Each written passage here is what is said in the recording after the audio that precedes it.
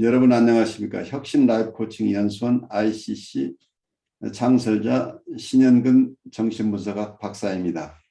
제가 이번에 클래스 EU 클래스 마켓에 저의 영상 강의를 개설하였습니다. 이번에 처음 개설한 강의는 정신분석적 인간 이해 과목입니다. 제가 하는 강의 내용을 여러분께서 잘 아실 수 있도록 이 과목의 소개 영상과 첫 번째 강의 정신분석학의 정의와 두 가지 기본적 가설을 주제로 한 강의 영상을 여러분께 소개합니다. 이 두 개의 영상을 보시고 더 관심 있으신 분들은 직접 제 클래스 사이트로 들어가셔서 클래스에서 어떤 것이 진행되는지 검토하시고 여러분 주위에 있는 분에게도 제 강의가 있음을 알려주시면 고맙겠습니다. 여러분 감사합니다. 안나 프로이트 방어 이론의 초석. 프로이트의 초기 지형학적 모델은 의식과 무의식 사이의 갈등을 원본능 충동과 그것을 억제하려는 자아의 방어에 따른 결과라고 설명했다. 따라서 분석치료의 성공 여부는 환자가 자유연상의 기본 원칙에 따라 일시적으로 방어작용을 철회할 수 있느냐에 달려있다. 그래야만 원본능의 충동들이 가진 원래의 모습이 드러나기 때문이다. 1923년에 도입된 구조 모델은 인간의 정신을 원본능 자아, 초자아라는 세 가지 내적 대리자 사이의 갈등으로 조금 더 복잡하게 설명한다. 이 모델에 따르면 신경증은 근본적으로 서로 적대적인 세 가지 세력, 즉 유아적 소원들을 충족시키려는 원본능, 도덕적으로 금지된 충족을 막으려는 초자아, 그리고 이 양자와 외부 세계 간의 요구들을 중지하려는 자아 사이의 무의식적인 타협으로 형성된다. 원본능을 증후로 전치시킴으로써 자아는 부분적으로 본능의 만족을 허락하는 동시에 복잡한 방어 체계를 통해 특정한 방식으로 만족을 얻게끔 교묘하게 유도한다. 자아는 원본능의 충동을 위장한다. 그러므로써 사회적 비난을 막는 동시에 그 충동들을 주의 깊게 규제한다. 신경증 환자의 경우 이러한 금지된 충동과 방어 사이의 타협은 흔히 성적 억압과 성공적으로 일하거나 경쟁할 수 없는 무능력으로 나타나는 타협은 정신기능의 위축과 함께 복잡하고 불편한 증상들을 가져온다. 그들은 위장된 형태일지라도 사회가 허락하지 않는 유아적 소망들을 추구하는 데 따른 대가를 치른다. 이러한 내적 처벌은 초자아의 요구와 그 요구를 만족시키려는 자아의 타협에서 비롯된 것이다. 여기서 보면은 여기에 설명하는 방식은 굉장히 방어 측면을 굉장히 강조하고 있죠. 그래서 어쩌면 원본능과 자아 간의 자아의 기능이 방어에 중점적인 기능을 한다는 쪽에 얘기를 하고 있는 것은 어쩌면 여기서 안나 프로이드가 방어 이론을 추천했기 때문에 아마 그쪽 얘기를 조금 더 강조한 것 같은데, 그래서 이 자아가 원본능을 억제한다는 측면을 강조하고 있지만 원래 자아는 원본능을 만족시키는 기능이 우선적이라고 보여요. 그러니까 서로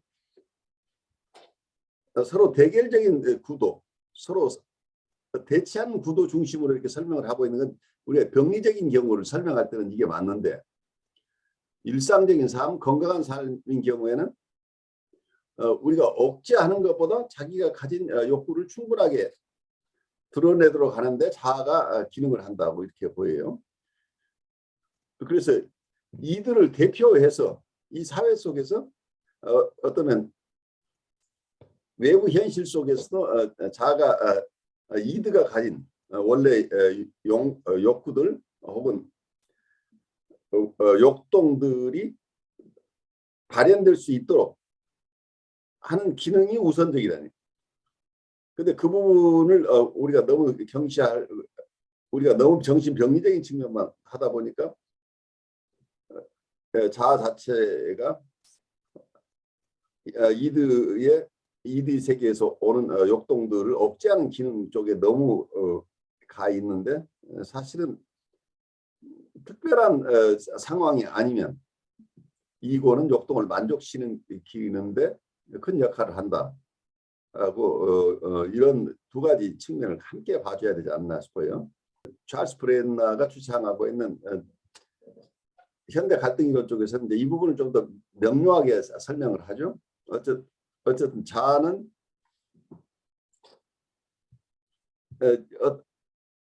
우리의 마음의 기구들은 욕동을 최소한의 방어 그리고 최대한의 욕동 만족이 일어나도록 타협 형성을 하는 것이다. 이렇게 설명을 하죠.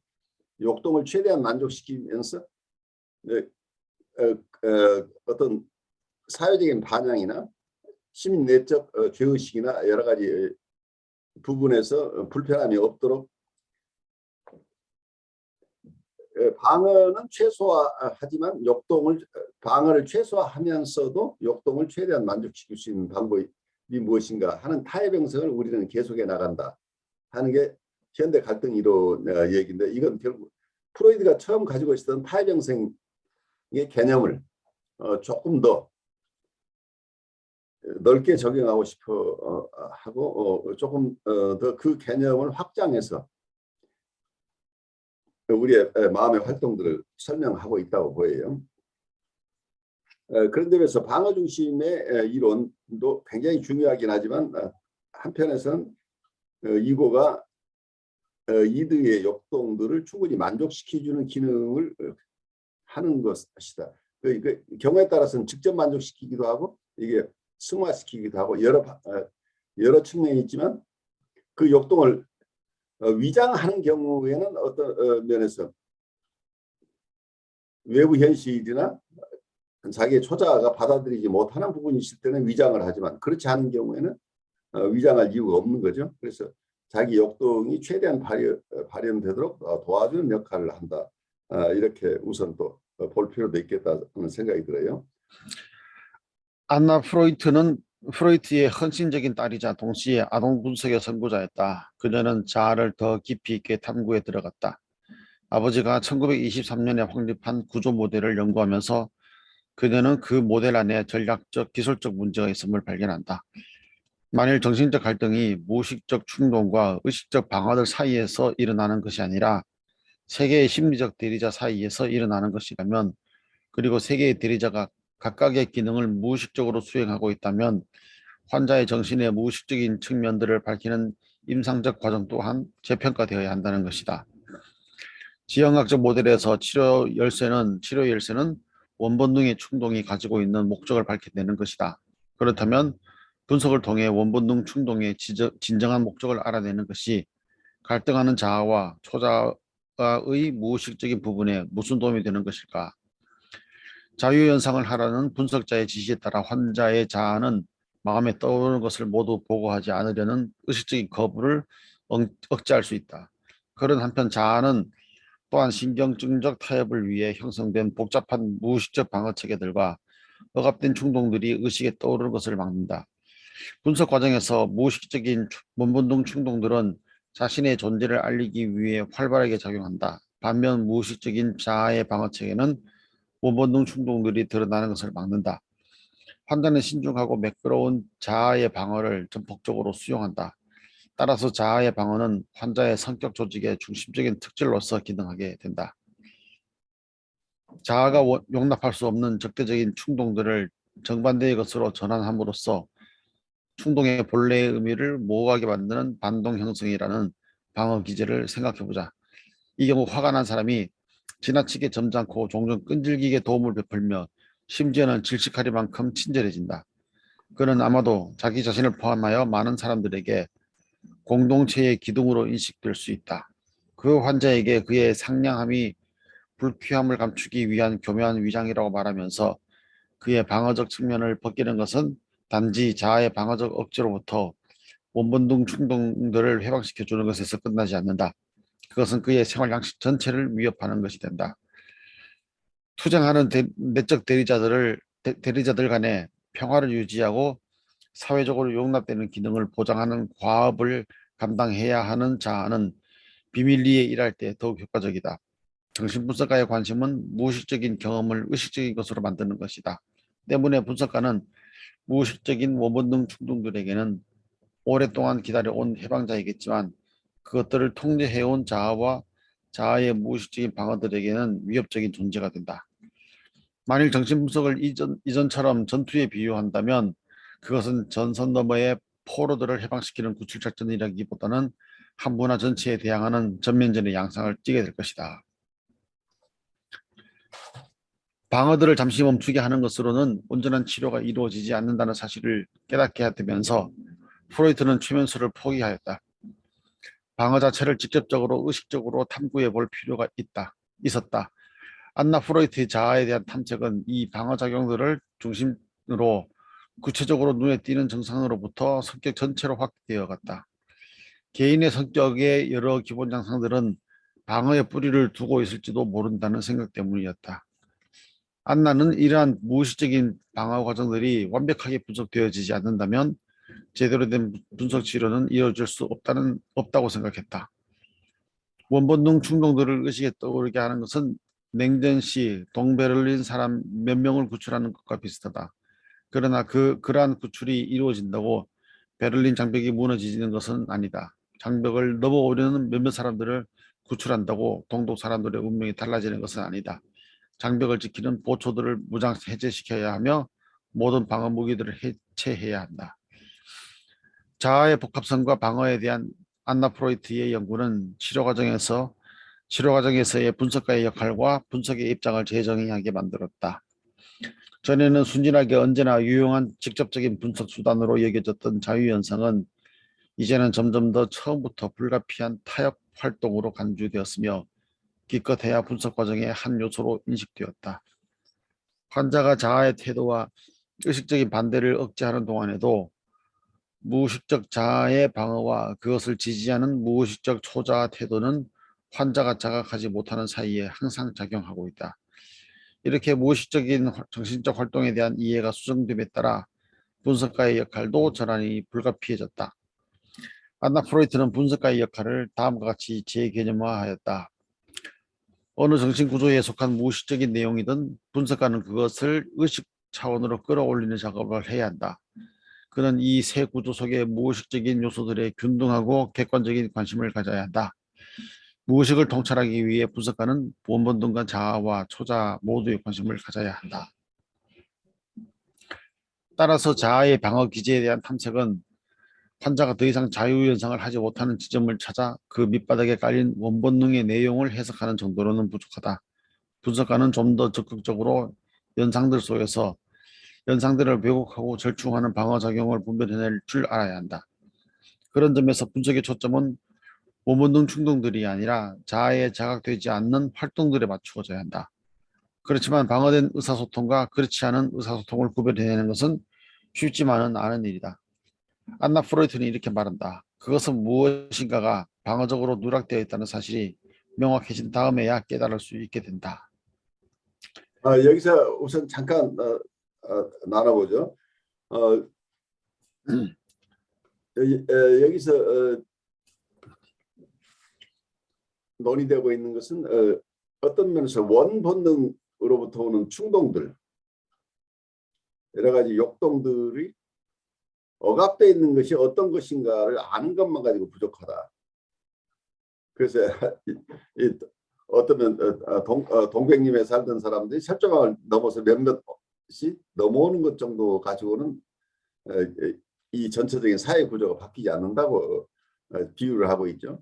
그래서 방어 체계를 다 허물지 않으면, 철조망을 걷어내지 않으면 결국은 동베를린에 사는 사람들이 다 해방될 수가 없다는 얘기를 하고 있는 거죠. 그래서 방어 체계에 대한 연구 그리고 방어를 철폐할 필요가 있다, 이제 이런 얘기를 하고 있는데, 방어 자체가 그렇게 심플하지는 않죠. 초기에 프로이드는 초기 프로이드는 우리의 억압되어 있는 것, 리프레션되어 있는 것들을 리프레션이 심한 이런 사회에서 리프레션을 걷어내는 것, 그러면 욕동들이 자유스럽게 만족을 얻을 수 있을 것이다. 그래서 자유주의적인 입장에서 리버럴한 입장에서 그 당시에 성적 욕동 중심이니까 너무 빅토리아 시대의 어떤 성적 개념에 따라서 성욕이 너무 억압돼 있었던 사회이기 때문에 지나치게 억압된 이 성욕을 풀어주는 것이 굉장히 중요하다고 봤어요. 초기 이론에서. 여기서 원본능 속에는 욕동들이 풀려날 수 있도록 하는 것. 억압된 소망들, 억압된 욕동들이 풀려나는 쪽에 이론 중심이었다고 한다. 그래서 젊은 프로이드는 굉장히 리버럴한 이런 사고를 하고 있었다고, 그 사회와 부딪힐 수 있을 만큼 리버럴한 사고를 가지고 있었던 거죠. 그래서 초기 성욕 개념을 발표했을 때 굉장히 많은 어떤 지탄을 받거나 프로이드에 반대하는 세력들이 굉장히 많았던 이유가 이런 리버럴한 사고방식이 초기에 펼쳐졌기 때문이었던 것으로 보여요. 그런데 이분이 1920년대에 오면서 어떤 공격성 이론과 그리고 이고 이드 슈퍼 이고라는 마음의 삼중 구조 이론, 그래 한쪽에서는 이중 역동 이론, 두 개의 역동 이론, 공격성 이론과 성적 역동, 이 두 가지를 함께 중요하다고 생각한 이중 역동 이론과 그 마음의 구조가 이고 이드 슈퍼 이고라고 하는 세 개의 대리자로 구성된다고 하는 삼중 구조 이론, 이게 함께 발달하면서 어떤 면에 지금까지는 억압을 풀어주는 쪽에, 방어를 철폐하는 쪽에 비중이 있었다고 한다면 후기에 와서는 방어가 사회를 보호하는 데 굉장히 중요한 거 아니겠느냐. 그래서 적절한 방어를 유지하는 게 중요하다고 보는 이론적으로 프로이드가 기울게 되는 거죠. 왜냐하면 공격성에 대한 이론이 오면서 그 당시에 사회가 1차 세계대전이 끝나고 그것을 피폐된 사회 속에서 경제적으로도 굉장히 어려운 상황에 있었던 이런 사회 속에서 수없이 많은 사람들 간의 이게 공격적인 행동들, 그 국가 간의 전쟁들, 이런 것을 보면서 인간을 이해하는데 우리가 가지고 있는 공격성 혹은 이게 죽음 본능이라는 이런 쪽의 이론을 발달시킨 거죠. 그래서 이 사회를 그대로 둔다면, 본능대로 살도록 한다면 이 문명 사회가 유지될 수 없다고 하는 이런 의식이 더 강화된 것으로 보여요. 그래서 프로이드 입장이 좀 더 보수화되는 거죠. 보수적인 이론이 후기에 나오기 시작한다. 초기에 프로이드가 조금 리버럴한 입장이라고 한다면